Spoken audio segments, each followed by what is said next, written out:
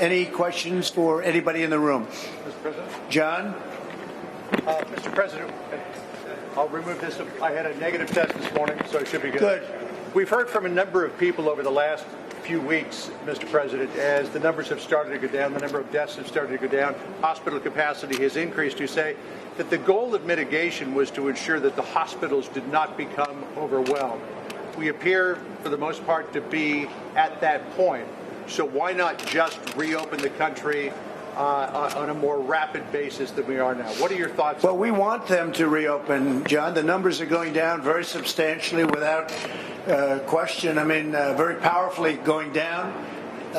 You look at Florida, you look at Georgia, you look at many other states, the numbers are going down, and they've been open or very substantially open and pretty much completely open in some cases, and we want them to reopen. I mean, literally, I just got off the phone with CDC and I talked about churches.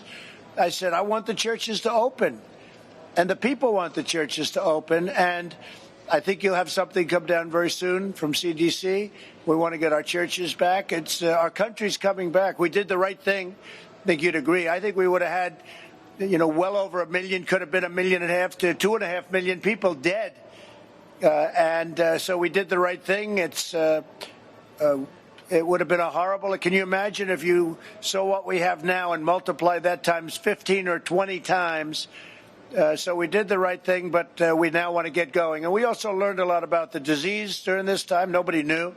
We learned about the tremendous contagion and the problems. We learned a lot of very important facts.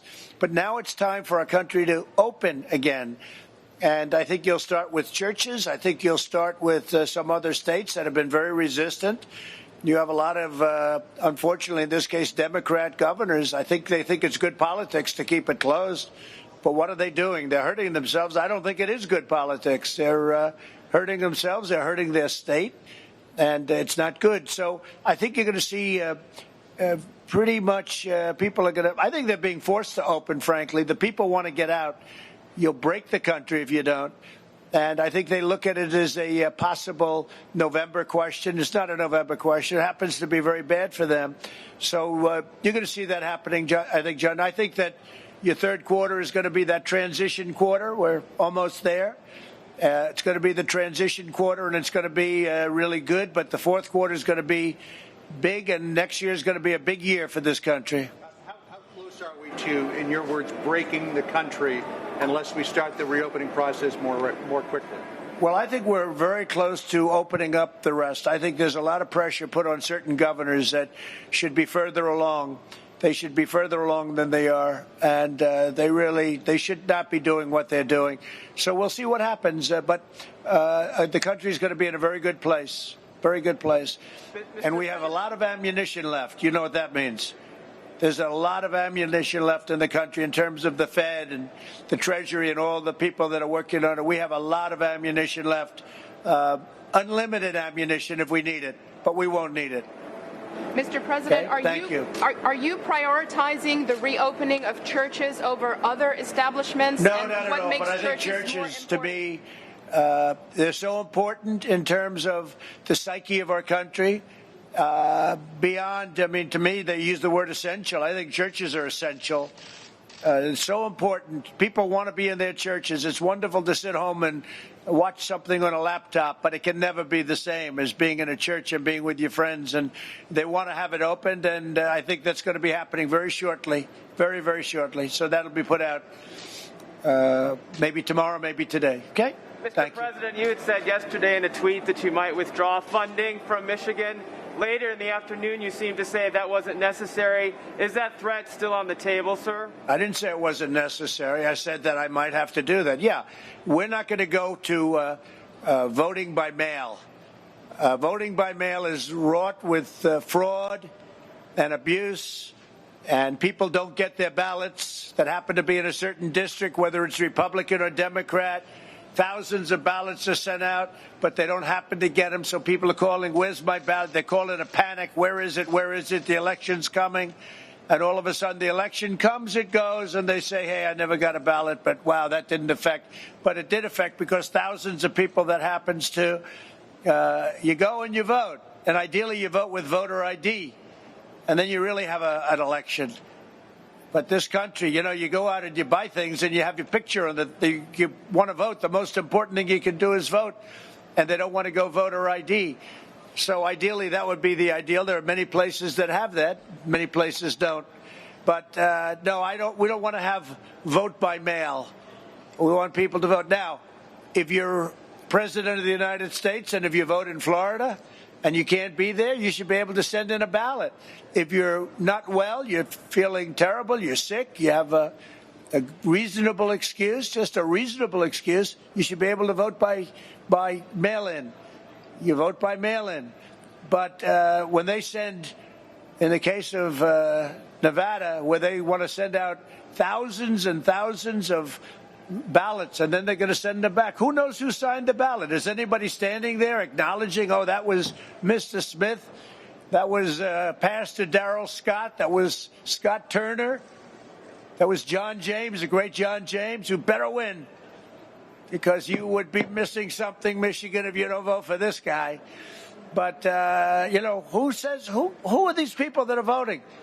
They get it. It comes by mail. Maybe it doesn't come. A lot of the problem is they're not shipped to certain areas.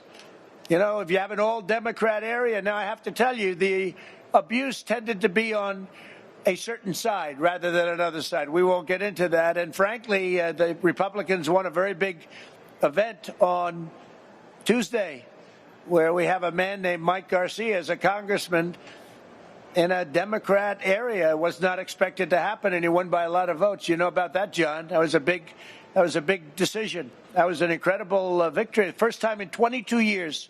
22. So something's happening. But that was a vote by mail. They mailed it in. And actually, the Democrats saw they were losing, and all of a sudden they threw voter booths up in certain Democrat areas. I wouldn't say that was so good, right? But it didn't have much of an impact. So Mike Garcia won, and we won in Wisconsin. But we can't do that. To vote, to really vote, and without fraud, you have to go and you have to vote at the polling place. People have to check you in. Go ahead, John. So can you just clarify, sir, what federal funding you're considering removing from Michigan?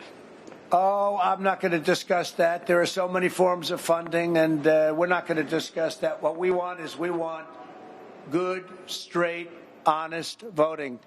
Okay? Honest voting. And by the way, if that could be honest, which obviously it can't be, you get a ballot, you're sitting in your bedroom signing it. Who knows who's signing it? Who knows that it ever gets to your house? Who knows that they don't pirate? They pirate these applications. They print new voting forms, and then they send them around. People sign them, or one person signs them with different pens and a different signature every time. It's obviously there's going to be fraud. We're not babies. There's tremendous fraud.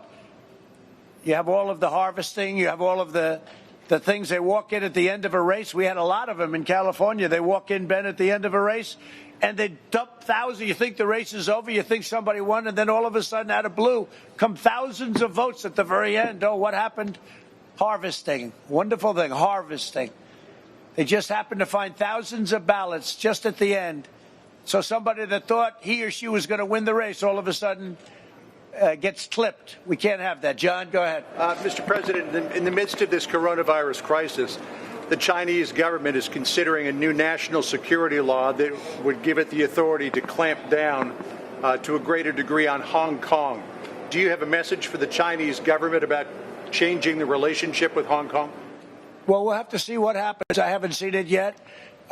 I've gotten a little briefing, but I'll have a statement to make at the appropriate time. Okay? Hong Kong's been through a lot. Mr. President, we've seen this historic flooding. We've seen this historic flooding here in Michigan, and we have seen forecasts that we could see a really severe hurricane season. Is FEMA and the federal government prepared to meet the needs of some of these potential disasters? You're saying FEMA and the federal government? Yeah, they're here right now. FEMA's here right now. They did a fantastic job on the coronavirus, a fantastic job in Michigan. They did a fantastic job everywhere, frankly. You know, you have ventilators. You're going to see them now because this is one of the plants where we make thousands of ventilators. But FEMA was involved, and we also have you know that the Army Corps of Engineers at the highest level is right now in Michigan working on the fact that you had some dams breaking that shouldn't have broken, and they were probably maybe not maintained properly. Something happened to them. Could have been human error from what I understand, but it was certainly a physical error too. They were old. But you have the best in the world to fix them and to get that water stopped. And we have FEMA here, and we have the Army Corps of Engineers here. They'll be able to take care of it. Let's go take a tour, and you're all invited to join me if you want. And we'll take a look at a great assembly line making ventilators. Thank you. Thank you.